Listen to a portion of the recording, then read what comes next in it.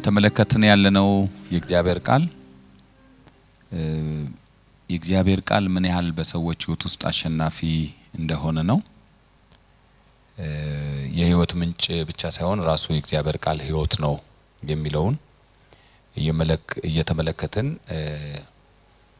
አሁን ሶስተኛው ሐዋርያዊ ጉዞን ነው እየተመለከትን ያለነው። በሐዋርያ ሥራ ላይ ሶስተኛው ሐዋርያዊ ጉዞ ላይ ዋና ርዕስ የሰጠነው ኃያሉ የጸጋ ቃል የሚል ነው። የጸጋ ቃል ብቻ ሳይሆን የእግዚአብሔር ቃል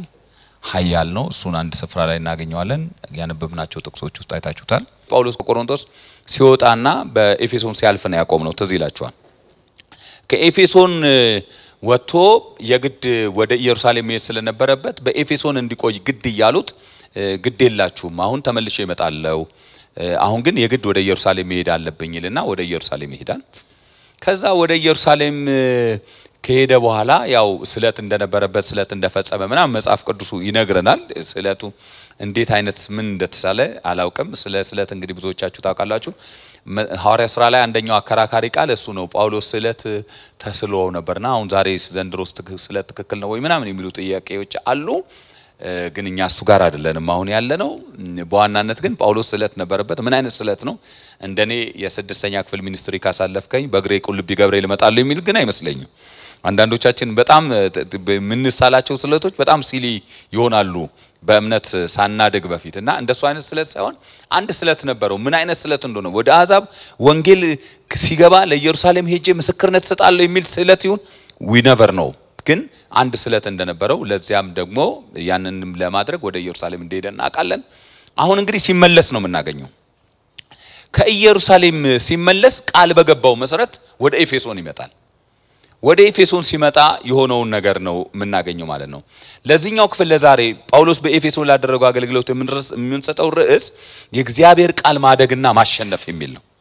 የእግዚአብሔር ቃል ማደግና ማሸነፍ የሚል ነው የምንሰጠው። ምዕራፍ 19 ከቁጥር 8 እስከ 10 ድረስ እንደዚህ ይላል። ወደ ምኩራብ ገብቶ ስለ እግዚአብሔር መንግስት እየተነጋገረና እያስረዳቸው 3 ወር ያህል በግልጥ ይናገር ነበር። አንዳንዶች ግን ልከኞች ሆነው በሕዝብ ፊት መንገዱን እየተሳደቡ ባላመኑ ጊዜ ከእነርሱ ርቆ ደቀ መዛሙርትን ለየ። ጢራኖስን በሚሉት በትምህርት ቤት ዕለት ይነጋገር ነበር። በእስያም የሚኖሩት ሁሉ አይሁድ የግሪክ ሰዎች የጌታን ቃል እስኪሰሙ ድረስ 2 ዓመት ያህል እንዲህ ሆነ ይላል። ስለዚህ ጳውሎስ እንደነገርኳችሁ ቃል ገብቷል። ስለዚህ በገባው ቃል መሰረት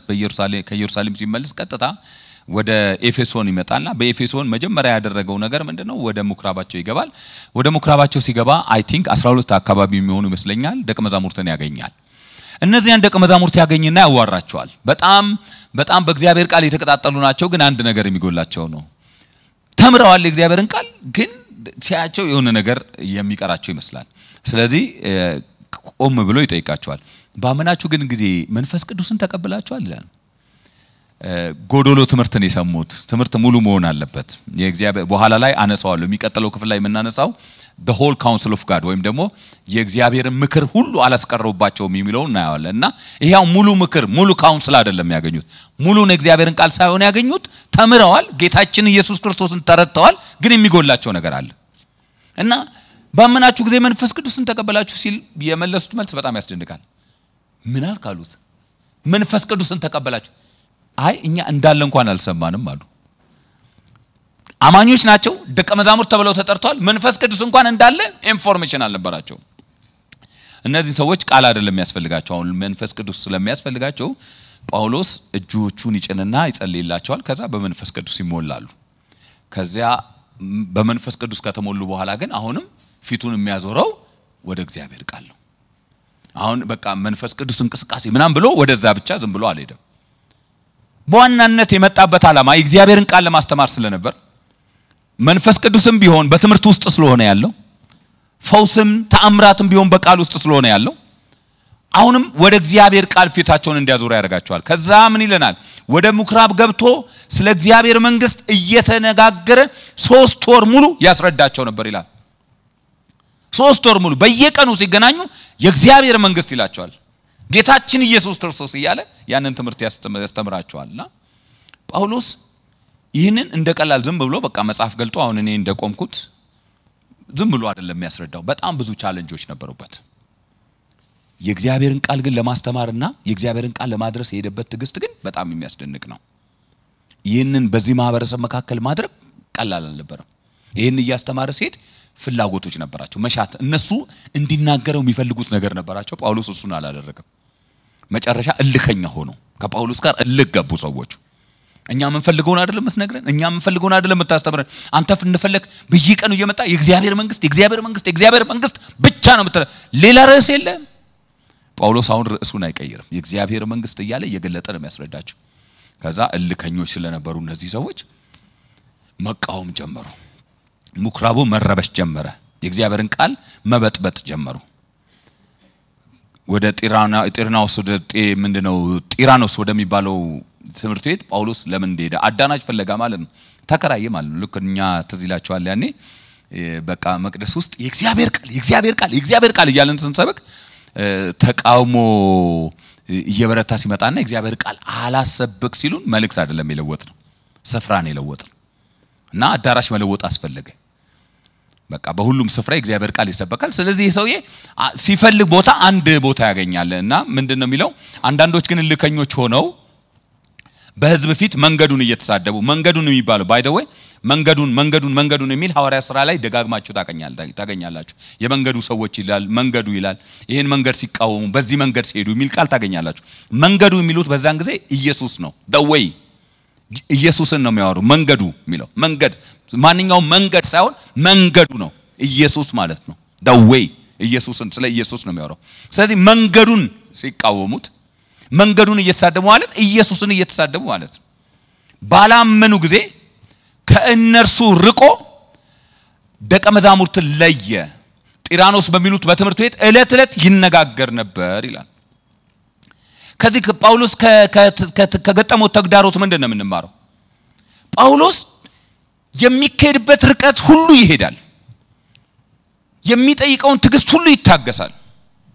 የእግዚአብሔርን ቃል ያስረድ ግን ከትግስት በላይ የሚሆነው ነገር ምንድነው መልእክት ለውጥ ይሄን መልእክት ካልለወጥ በዚህ ቦታ ላይ በቃ አትሰማም የሚል አይነት ነገር ሲሆን ከዚህ በላይ ጳውሎስ መታገስ አይችልም ስለዚህ ምንድነው የሚያደርገው ስፍራ ይቀይራል አንዳንድ ጊዜ እንግዲህ ምንድነው የምናረጋው ነገር የእግዚአብሔር ቃል እንሰብካለን የእግዚአብሔርን ቃል እየሰበክን ይያለን ተቃውሞ ይገጥመናል ይሄ ማለት አሁን እየሰበኩ ራሱ ሁሉ ሰው ደስ ይለዋል ማለት አይደለም ማለት ሁላችሁ ደስ አይላችሁ ምን ማለቴም አይደለም ግን ሁሉ ሰው የእግዚአብሔርን ቃል ይወዳል ግን ማለት አይደለም አንዳንድ ጊዜ በቃ ሰዎች የእግዚአብሔር ቃል የማያስደስታቸው ጊዜ ይመጣል ባለፈውም ሳምንት እንደተናገርነው ማለት ነው እና በቃ ምንድነው የምናረጋው ይሄ ልክ በእኛ ዘመን እንደመጣ በእኔ እንደመጣ የኔን መልእክት የሚገፉና የሚቃወሙ ሰዎች ሲመጡ ልክ እኔ ላይ ፐርሰናሊ እንደተነሱ መቁጠር የለብኝም ይሄ በሐዋርያቱ ሆኗል በነቢያቱ ሆኗል በጌታችን በኢየሱስ ክርስቶስ አገልግሎት ሆኗል በጳውሎስም የገጠመው ነገር ይሄ ነው ከጳውሎስ እርምጃ ግን እንማረው ነገር አለ ጳውሎስ ይሄንን ሲያረጉለት ኦኬ በቃ ዝም ብዬ እነዚህ ሰዎች አንድ ለማድረግ መልእክት ለውጥ አላለም if you remember ባለፈው መጀመሪያ ስለ ጌታችን ስለ ኢየሱስ እናነሳ ዮሐንስ ወንጌል ምዕራፍ 6 ላይ በቃ አቅልላቸው አላላላቸው ሰዎች እኮ ከብዷቸዋል ከዚህ በላይ እኮ መሸከም አይችሉም ሲሉት ጌታ ኢየሱስ ክርስቶስ በቃ መልእክቴን እንደምንም ብዬ ኮምፕሮማይዝ ላደርግ አላለም እናንተ መሄድ ትፈልጋላችሁ ነው ያለው ጳውሎስ አሁን እናንተ መሄድ ትፈልጋላችሁ የሚልበት ደረጃ ላይ አይደለም አይችልም ሰው ሀገር ሰው ቤት ሰው ሙክራብ ውስጥ ነው ያለው ስለዚህ ማድረግ የሚችለው እነሱን ማስወጣት ካልቻለ እነሱን ማስኬድ ካልቻለ እሱ ነው የሚሄደው እና ለቀቀላችሁ ማለት ነው የማይችልበት ደረጃ ሲደርስ አዳራሹን ቀየረ ምን ይያልኳችሁ ነው ያሉት አዳራሽ ይቀየራል እንጂ መልእክት አይቀየርም አዳራሹን ተቀይሩ አዳራሹ ካልተመቸ ለእግዚአብሔር ቃል የማይመች ከሆነ የእግዚአብሔርን ቃል የማይቀበል የእግዚአብሔርን ቃል የማያከብር ተረት የሚወራበት ከሆነ በቃ አዳራሹ ይቀየራል ጳውሎስ ከነዚህ ልከኞች ጋር መንገዱን እየተሳደቡ ከነሱ ጋር መቀመጥ አልቻለም የመቆየት ማቀም የለውም ከዚህ በላይ መሄድ አይችልም ስለዚህ ስፍራ ቀየረ ነው የሚለው ስፍራ ቀየረ ነገር ግን የሚያስደስተኝ ነገር ምንድነው ሉቃስ እንደሚነግረን ጢራኖስ በሚሉት ትምህርት ቤት እለት ይነጋገር ነበር ይላል አዲስ አዳራሽ ሲቀየር ከባለፈው ተብር ያለው ከባለፈው ተምሬያለሁ ያኔ ምእመናን የቀነሱት ተሳታፊዎች የቀነሱት የእግዚአብሔር ቃል ብቻ ስላልኩ ነው ምን ልጨምርበት ብሎ አዲሱ አዳራሽ መልእክት አልቀየረም ስሙ ይባረክ አየ አንዳንድ ጊዜ አንዳንድ ሰዎች አይታችሁ ይለ እንደዚህ ይሆናሉ በቃ የሆነ የምእመናን እጥረት ሲገጥማቸውና የሆነ ነገር እየቀነሰባቸው ሲመጣ መልክ ያጠኑና እሺ ስትራቴጂ ነድፋሉ እሺ ምን እኔ ማጥናት ጥሩ ነው ማየት ጥሩ ነው ከኔ ድካም ከሆነ ከኔ ሁኔታ ከሆነ ቤተክርስቲያን እያደገች ያለለች በቁጥር ያልጨመረችው ከኔ ሁኔታ ከሆነ ራስን ማየት በጣም አስፈላጊ ነው ግን የእግዚአብሔርን ቃል ብቻ በማለታችን ከሆነ ሰዎች የሚቀንሱት እየቀነሱ ያሉት በአዲስ መልክ ምግብ ጀምረናል ማለት ግን ነውር ነው የእግዚአብሔር ቃል እንደሱ አይደለም አየ አንዳንድ ምግብ ቤቶች አይታችሁ እንደሆነ ምግብ የሆነ ገበያ ሲያጡ በአዲስ መልክ ምግብ ጀምረናል ይላሉ እና ሼፉም አልተለወጠም ሰውየውም ባለቤቱም ሁሉም ነገር አልተለወጠም እኔ እንደው ከዚህ መካከል ካላችሁ ባለ ምግብ ቤቶች በጣም ይቅርታ አድርጉልኝ በቃ በጣም መግባት የሚያስፈራኝ በአዲስ መልክ የተጀመረበት ምግብ ቤት አዲስ ቤት መሄድ ይቀላል በአዲስ መልክ ቤት ተጀመረ ከሚል ሰው አንዳንድ ጊዜ ቤተክርስቲያንን በአዲስ መልክ ይተጀምራል አይታችኋል አይደል በአዲስ መልክ በተደራጀ መንገድ ጀምረናል ብለ በቃ ቤተክርስቲያንን በአዲስ መልክ ብለው ጳውሎስ እንደሱ አይደለም ያደረገው ወደ ጢራኖስ ሲሄድ አይ በቃ አዳራሽ ነው የቀየርኩት እንጂ መልእክት ግን አልቀየርም ያንኑ መልእክት ነው ብሎ የእግዚአብሔርን ቃል ሰበከ ይሄን በማለቱ ምክንያት እንደገና በቃ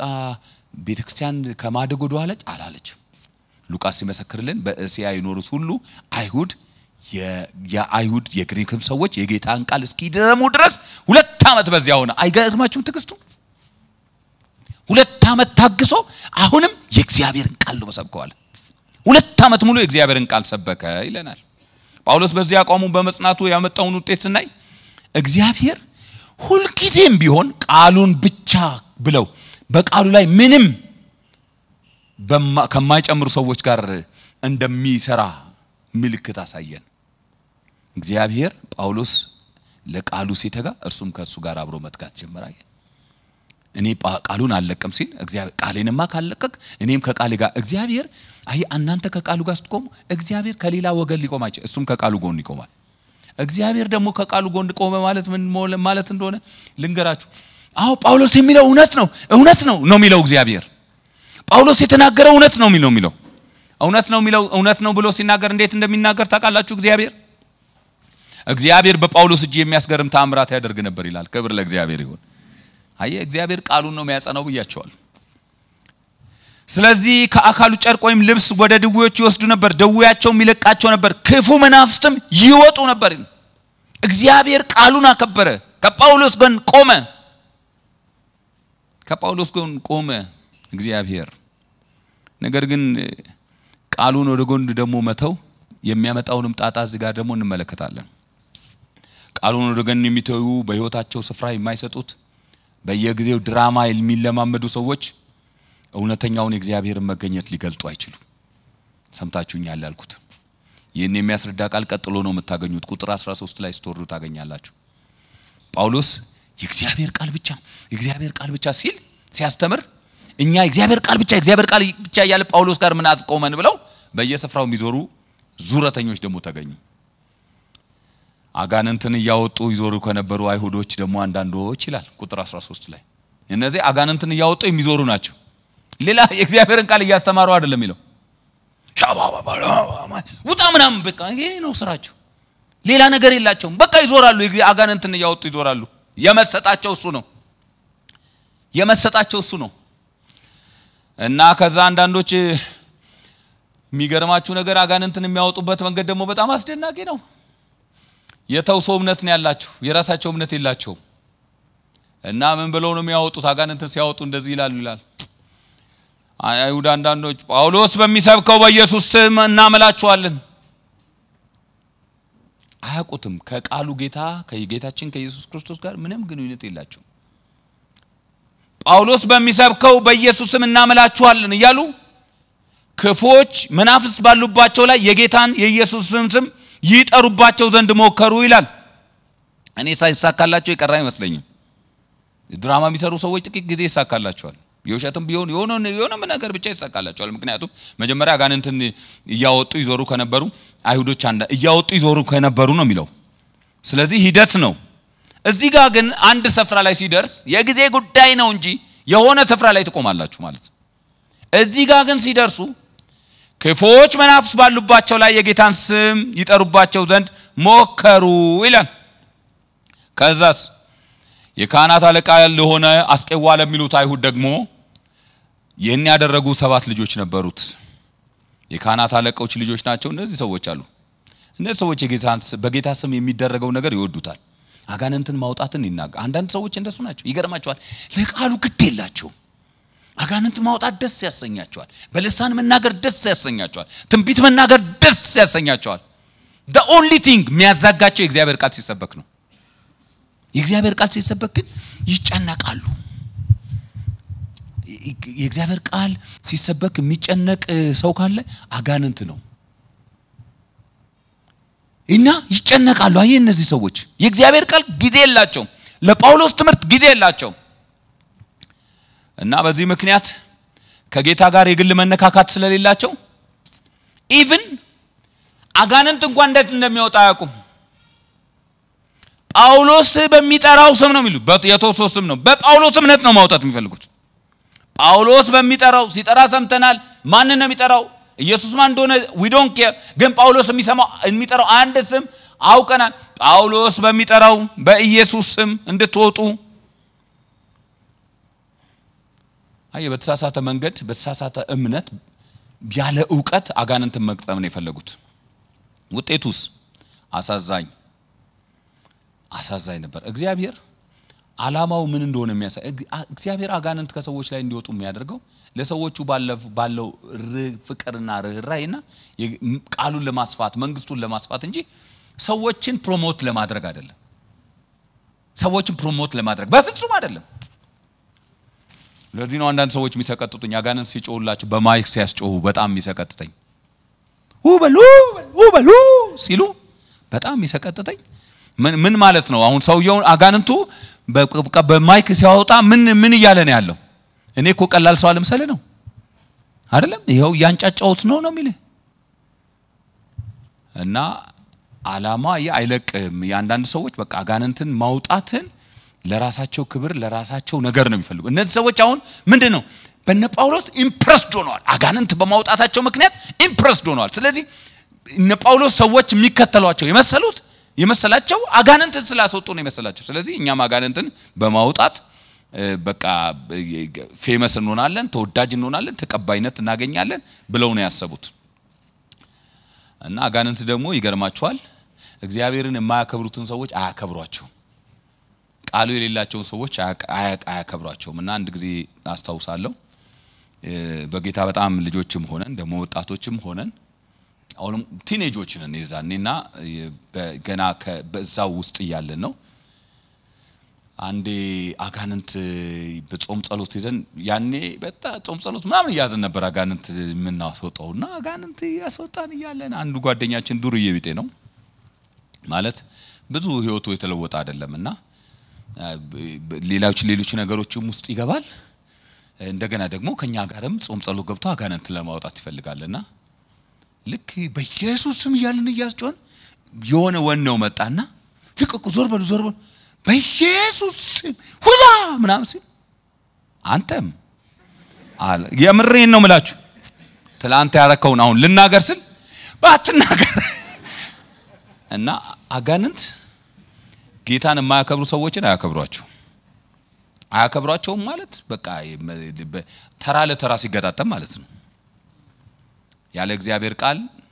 ማንንም ሰው ተራ ነው ማንንም ሰው እና እነዚህ ሰዎች ጳውሎስ በሚጠራው በኢየሱስ ስም ተወጣለህ ሲሉት ክፉ መንፈስ ናላ እጁን ሰበሰበ ገጠማቸው መልሶ እንደዚህ ያላችሁ ይላል ኢየሱስን አውቀዋለሁ አሁን ያላችሁትን ኢየሱስን አውቀዋለሁ ጳውሎስንም አውቀዋለሁ የእግዚአብሔር ቃል አለው ኢየሱስ ስም አለው በደንብ አውቀዋለሁ እናንተ እነማን ናችሁ አላችሁ እነማን ናችሁ ከዛ ክፉ መንፈስ ያለበት ሰው ዘለለባቸው ይላል ዘለለባቸው ብቻ አይደለም የሚለው ቆስለው ይላል በዚያ ቤት ራቁታቸውን እስኪ ሸሹ ድረስ ማለት ብታያቸው ኖሮ እናንተ በኢየሱስ ምናምን ምትሉባቸው አይነት ነው ራቁታቸውን እስኪሆኑ ድረስ በረታባቸው ይናገር አሸነፋቸው ይላል እነዚህ ሰዎች እኮ ችግራቸው ምንድነው ፈልገውታል መፈለጋቸውም ክፉ ላይሆን ይችላል ግን በአቋራጭ ነው የጌታን ክብር የፈለጉት መንፈሳዊ ነገርን የፈለጉት በአቋራጭ ነው የፈለጉት ልክ እንደ ሁለት ግንበኞችን ሳሏቸው አንዳንድ ሰዎች እንደዚህ ስለሆኑ በቤተክርስቲያን ውስጥ ሁለት እንደዚህ አይነት ሰዎች ናቸው ሁለት ግንበኞችን እንደዚሁ ባይነ ህሊናችሁ ሳሏቸው አንደኛው ግንበኛ አየ ሁለቱም ቤት ለመስራት ነው አላማቸው አንደኛው በፍጥነት ነው ቤት መስራት የሚፈልገው ቤት ለመስራት የሚያስፈልገውን ትዕግስት የለው በቃ ወዲያውኑ ገና ብሎኬት ይደረድራል ይመርጋል ሳይደርቅ ቀለም መቀባት ይፈልጋል ኢምፕረስ ከዛ ቡጪውን ምናምን ያሳምራል የሚፈልገው ሰዎች እንዴት ይሄ ሰውዬ በፍጥነት ጨረሰ እንዴት ደረሰ ምናምን ብለውት ከዛ የሰውን አፕሩቫል ነው የሚፈልገው ሰው አፕሪሺየት እንዲያደርገው ነው የሚፈልገው የብዙ ሰዎች መንፈሳዊ ህይወት እንደዛ ነው ያለ ቃሉ ነው የሚገነባው እና ከዛ ጨርሶ እውነትም ቤቱ ያምርለታል ሰዎች እየመጡ እንዴት በዚህ ፍጥነት ይሄን ቤት ጨረሰ ምናምን ብለውት ፎቶግራፍ እዛ አብረውት ሊነሱ ምናምን ይችላሉ ያኛው ሰውዬ ደግሞ ሰዎች ሁሉ ቀርፋፋ ያሉት እየሰደቡት ምንድነው የሚሰራው ያሉት እስር ነው የሚቆፍረው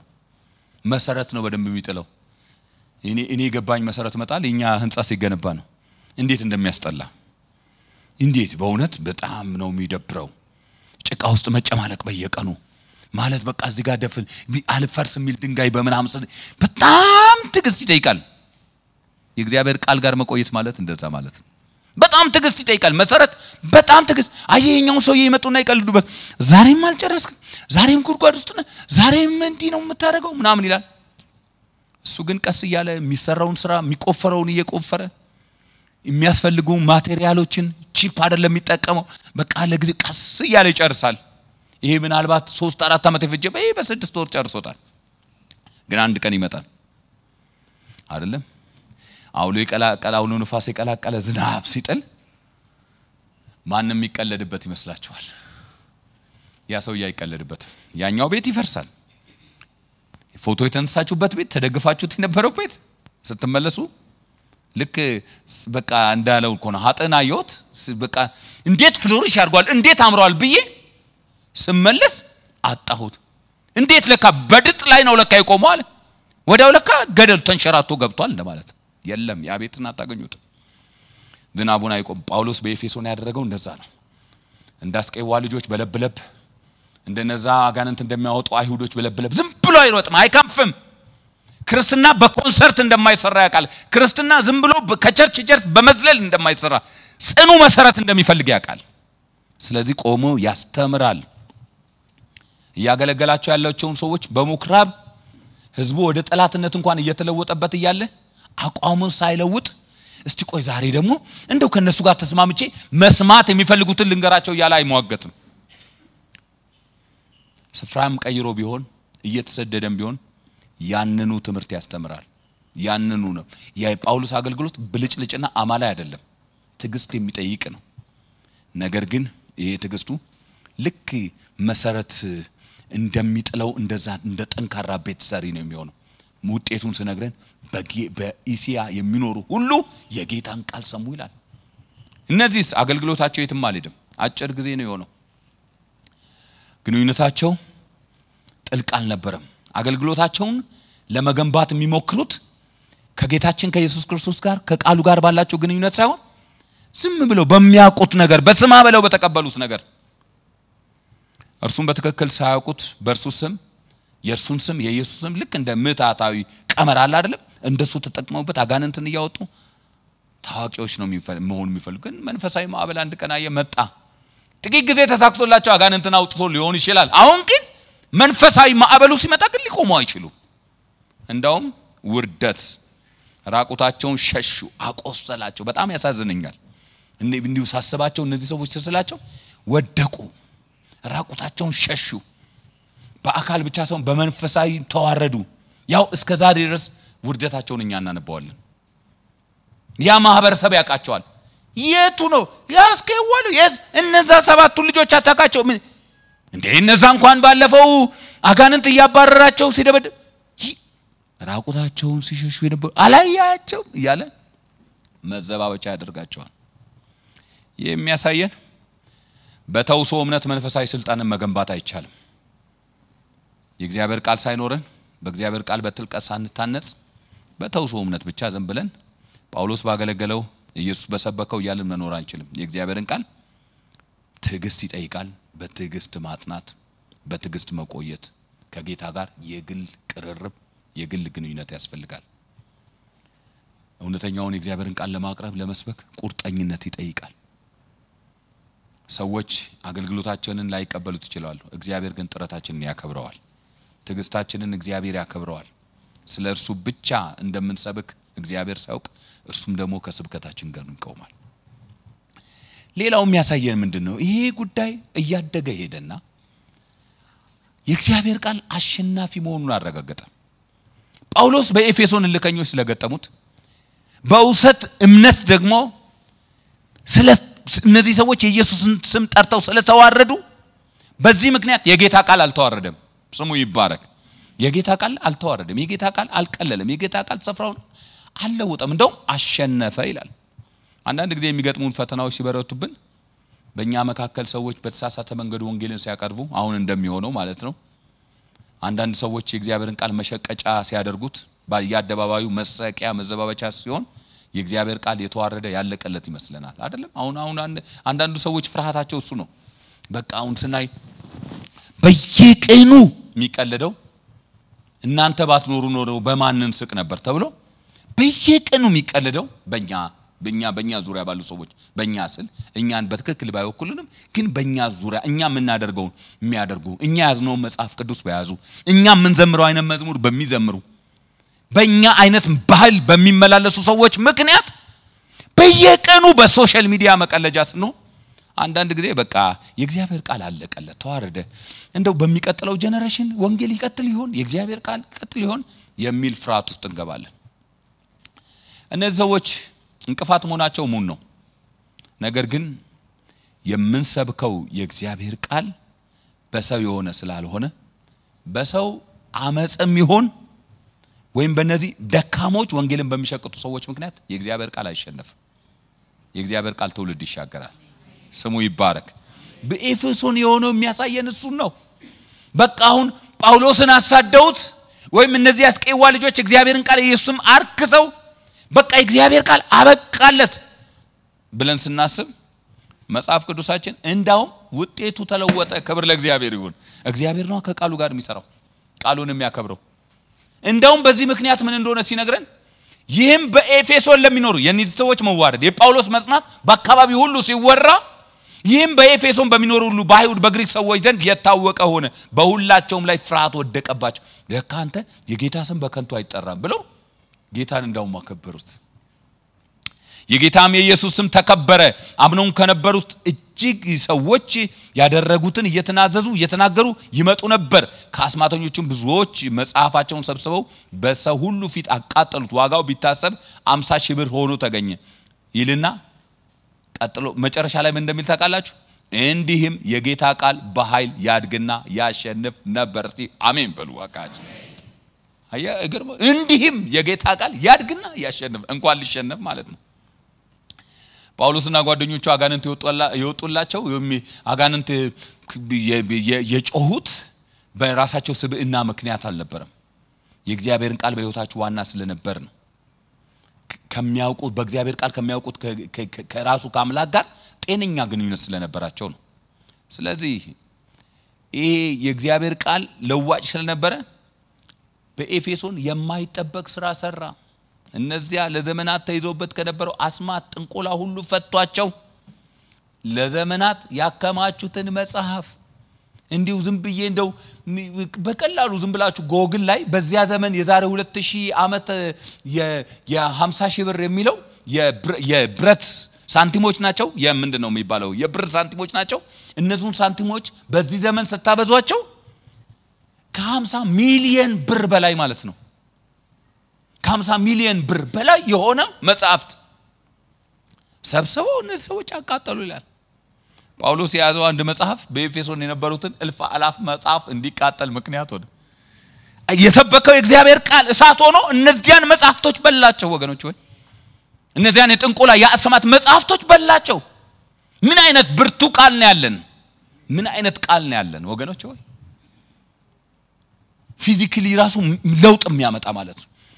በውስጥ ብቻ ሳይሆን የሚነካው በውጭም ለውጥ የሚያመጣ የሀገሩን መጽሐፍት ያዋረደ እነዚህ ሰዎች መጽሐፍቶቻቸውን ያቃጠሉ። ጳውሎስ ከነሱ የተሻለ የአስማት መጽሐፍት አምጥቶላቸው አይደለም፣ የጌታ ቃል ስለተሰበከ ብቻ ነው። ከነሱ የተሻለ የአስማት መንገድ አሳይቷቸው አይደለም፣ በስልጣን የእግዚአብሔርን ቃል በመካከላቸው ስለሰበከ ነው። የእግዚአብሔር ቃል ያድግ ያሸንፍ ነበር። የእግዚአብሔር ቃል ማደግና ማሸነፍ መላ ከተማውን አናወጠ። የጣዖት አምራቾችንና የጣዖት አምላኪዎችን ሳይቀር አናወጣቸው። ይሄ ቃል ትዝ ይላችኋል። የጌታ ቃል በተሰበከው ቁጥር የሃይማኖተኞች ዋነኛ ፍርሃት እሱ ነው። ጌታ ኢየሱስ ክርስቶስም አይታችሁት እንደሆነ ሲያገለግል በትምህርቱ በቃ ዓለም ሁሉ እኮ ተከተለው የሚል ነው የፈሪሳውያን። እነ ጴጥሮስንም ሲያሰድ በትምህርታቸው ዓለምን ሞልተዋታል የሚል ነው። አሁንም እዚህ ጋር ያ የእግዚአብሔር ቃል እያሸነፈ ሲሄድ ተናወጡ። በወቅቱ የነበረው ዓለም ተናወጠ። የዲሜጥሮስን ምስክርነት ተሰማላችሁ። ዲሜጥሮስ የሚባለው ሰውዬ የጣዖት ሰሪ ነው። የጌታ ቃል አካሄዱ አስፈራው። አቤት ወገኖች ሆይ በቤተ ክርስቲያን የእግዚአብሔር ቃል በትክክል ቢሰበክ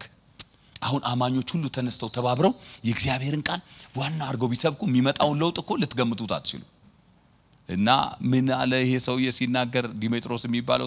ሰዎች ሆይ አለ ሰበሰባቸውና እነዚህ ነጋዴዎቹ ምናምን ሁሉ ሰበሰበ፣ የጣዖት አምራቾችን ሁሉ ሰበሰበና ሰዎች ሆይ ትርፋችሁ በዚህ ስራ ላይ እንደሆነ ታውቃላችሁ አይደል? የመጀመሪያ ቢዝነሳችሁ ነው የሚነካው አላችሁ። ትርፋችሁ በዚህ ስራ ላይ እንደሆነ ታውቃላችሁ አይደል? ይህ ጳውሎስ በእጅ የተሰሩ አማልክት አይደሉም ብሎ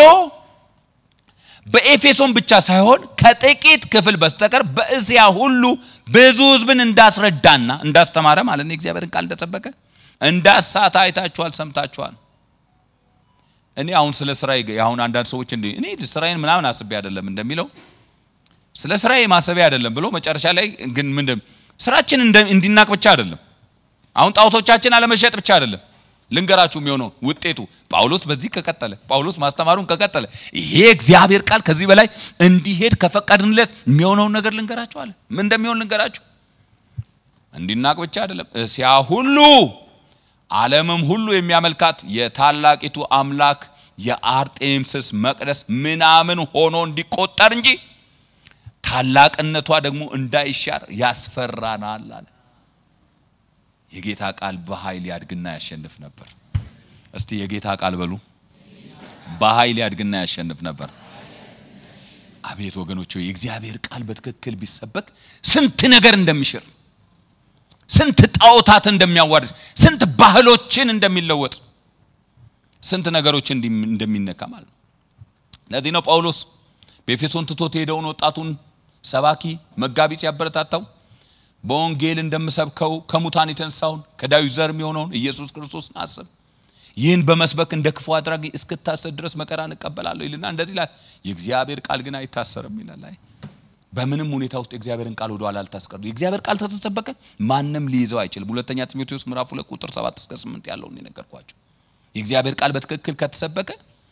በቃ እንደ ትንሽዬ በጫካ መካከል እንደተያዘ እንደ አንድ ችቦ ቁጠሩት። አንድ ትክትክ ያለ ጫካ ውስጥ ጨለማ ውስጥ ጸጥታ የነገሰበት ነገር ውስጥ አንድ ችቦ ያዘ ብርቱ ሰው አድርጋችሁ ራሳችሁን ቁጠሩ እና ያ እሳት ብቻ ነው ያንን ጨለማ ያንን ጸጥታ ላይ ያሸንፍ የሚችለውና ያንን እሳት ያዘ ሰው አይ እሳቱን መያዙ እሳቱን ይዞ በተነሳ ቁጥር ጨለማ እንዲሸሽ ነው የሚያደርገው። ጨለማ ይሸሻል። ጨለማ እየተገፈፈ ነው የሚሄደው። ከዚያ ደግሞ አርኩ ይሄን ችቦ ደግሞ ከዛ ፍቄ ሲቀበል ከዛ ወንዴ ሲቀበል ከዛ ምናምን በጫካው መካከል አንድ የብርሃን ከተማ መፍጠር ይቻላል።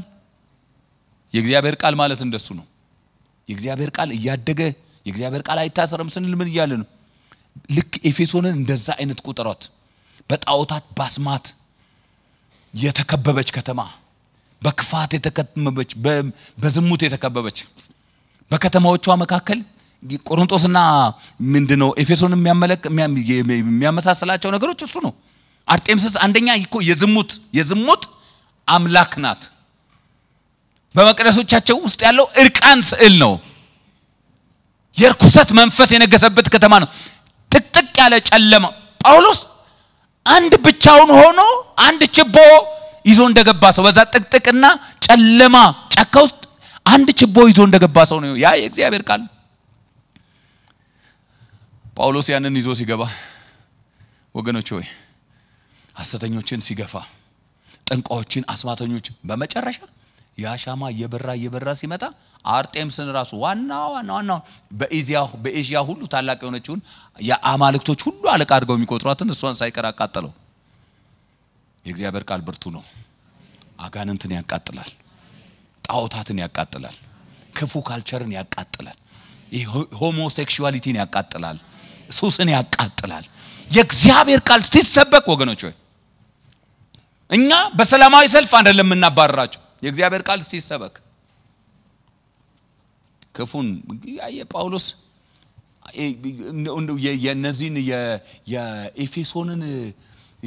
ከተማ የለወጣት የኤፌሶን አካባቢ የለወጠውና ቻሌንጀር አዳዲስ የመንግስት ህጎች ወጥቶ አይደለም እኛ ይመስላል በቃ አዳዲስ መንግስት እንደው ተነስቶ አዳዲስ ህጎችን ቢያወጣ ከተማይቱ እንዴት ብራዘር ከተማን የሚቀይረው የእግዚአብሔር ቃል ነው የእግዚአብሔር ቃል በኃይል ከተሰበከ የእግዚአብሔር ቃል ከመጣ አካባቢው ሁሉ ይለወጣል ክብር ለእግዚአብሔር ይሁን እንደሱ ነው ጳውሎስ የጌታ ቃል እንዲያድግና እንዲያሸንፍ የእግዚአብሔር ቃል በሁሉ ውስጥ ዝም ብለን ጸንተን ከያዝነው አሸናፊ ነው ምናልባት ዛሬ በቤተሰብ ቢሆን በትምህርት ቤት ቢሆን በስራ ቦታችን ቢሆን በጨለማ እንደተከበበን ሊሰማን ይችላል ምናልባት ቃሉ መገለጃ የሆነ ሲመስለን ወይም የተዋረደ ሲመስለን አንዳንድ ሰዎች በቃ ተነስተው እናንተ የትም አትደርሱም ይሄ በሰልባጅ የመጣ ከፈረንጅ የመጣ ምናምን ሲሉን አንዳንዶች ደግሞ ቃሉ ሲያላግጡበት የኛ ወገን የሚመስሉ ሰዎች ሲያላግጡበት የትም መንደርስ የሚመስለን ጊዜ አለ አንድ ነገር ግን ልንገራችሁ ለእግዚአብሔር አንድ ታማኝ ድምጽ ሆኖ ቃሉን በትጋት መስበክ ይቻላል ያን ጊዜ ስናደርግ አንድ ኃያል ቃሉን የያዘ ሰው ዓለምን ያሸንፋል አካባቢውን ሁሉ ያሸንፋል በአንድ ወቅት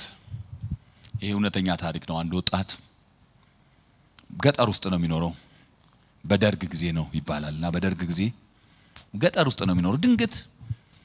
እቺ ጌዲዮን የምትባለውም አዲስ ኪዳን ታቋታላችሁ አይደለም እሷና ጌዲዮን የምትባለዋ አዲስ ኪዳን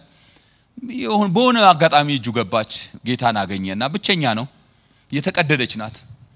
እሷን እየደበቀ ማንንም እንዳያው እሷን እየደበቀ በዛ ገጠር ጨለማ ውስጥ ይመላለሳል ማታ ማታ እድል ሲያገኝ ለጥቂት ሰዎች ወንጌልን ይሰብካል ሰዎች እየተለወጡ ይመጣሉ እና አንድ ቀን የእግዚአብሔርን ቃል እየሰበከ ያለ ወታደሮች አገኙት ያዙት ደበደቡትና እስር ቤት ጣሉት መጽሐፉን ግን ይዞ አልነበረም የገባው መጽሐፉ ዛውድቆበታል ከዛ ሰዎች ያን የወደቀው መጽሐፍ አገኙና ይሄ ሰውዬ ሲደበደብ ሁሉ ትዕግስት አለው ሲሰቃይ ሁሉ ይሄን ቃል ለመስበክ ፈቃደኛ ነው ምን ቢሆን ነው የመጽሐፍ ብለው ያቺን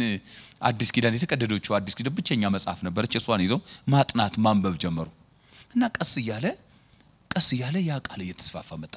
ከብዙ ስር በኋላ ይህ ወጣት ተፈታ ሲወጣ ጨለማን የጠበቀው በቃ ጥቂት ብርሃን ያበራው ያለ ጥቂት የነን ጨለማን እየገፈፍኩ ያለ ተደበደብኩ አሁን አንድም ደቀ መዝሙር በዚህ አይኖርም ብሎ ሲወጣ የገጠመው ነገር አስደነቀው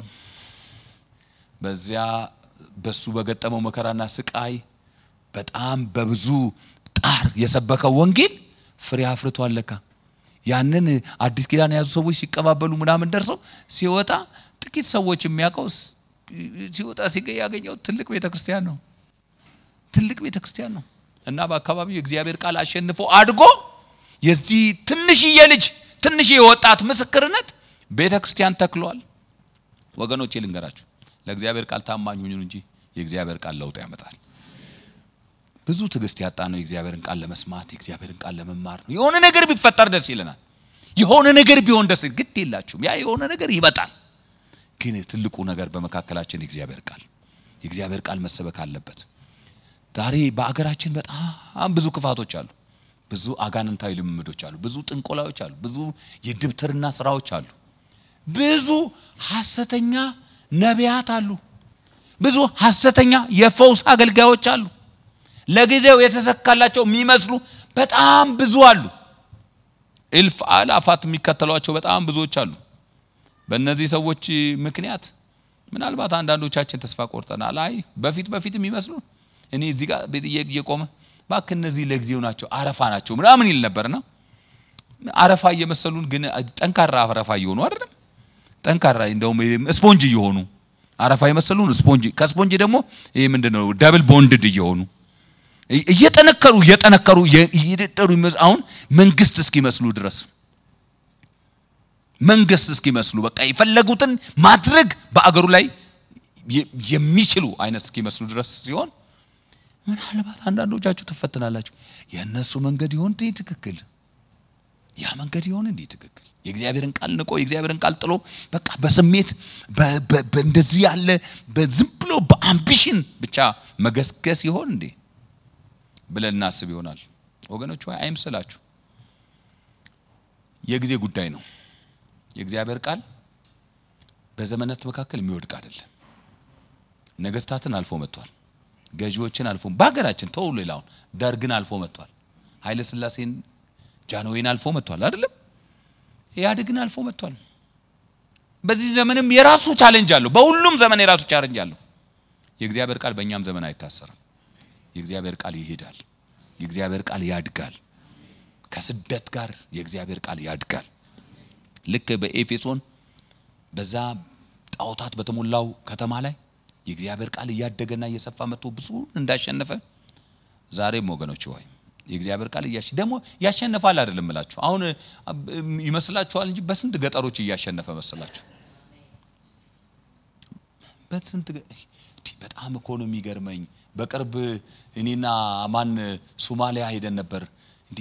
የጌታ ቃል ሊነገር ይችልበታል ማትሏቸው ሰዎች ስለ እንትኖች እኮ አይደለም መነግራችሁ በዛ ስለሄዱ ኢትዮጵያውያን ብቻ እኮ አይደለም መነግራችሁ እንዴ የተቀለሉ እንደዚህ ያሉ ኔቲቭ ሶማሊዎችን እኮ አገልግለናቸዋል የእግዚአብሔርን ቃል ሲሰሙ የእግዚአብሔርን ቃል ሲናገሩ ስታዩ አንዳንዶች እንዴት ነው የጌታን ቃል ያገኘው ስል ጎግል ላይ እንደዚህ አስተማሪን አንዱም እንዲህ አለ አስተማሪን የሆነ ነገር ጠየቅኩትና አልመለሰልኝም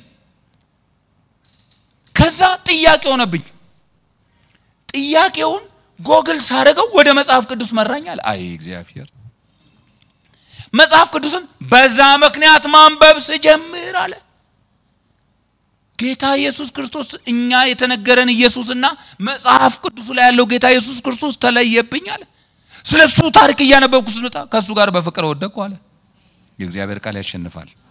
ዛሬም በማይቻሉ ስፍራዎች ላይ እግዚአብሔር ቃል ያሸነፈ ነው በገጠር ያሸነፈ ነው በዩኒቨርሲቲዎች እኮ ያሸነፈ ነው በወጣቶች ህይወት ውስጥ እኮ በእስር ቤቶች ውስጥ ሳይቀር ሰዎች ታስረው ገብተው እስር ቤት ውስጥ እግዚአብሔር ቃል ያሸነፈ ነው ያለው እየለወጠ ነው ያለው ምን አለ የእስር ቤት ውስጥ ምን አለ ምን የእስር ቤት ውስጥ እኮ ማኖፍ ጋር መሆን አትችሉም እኮ የሆነ ነገር እኮ መሆን አትችሉ የሆነ ለውጥ እኮ ማምጣት እስር ቤት ውስጥ እስረኛ አንተም ሁሉም እስረኛ ነው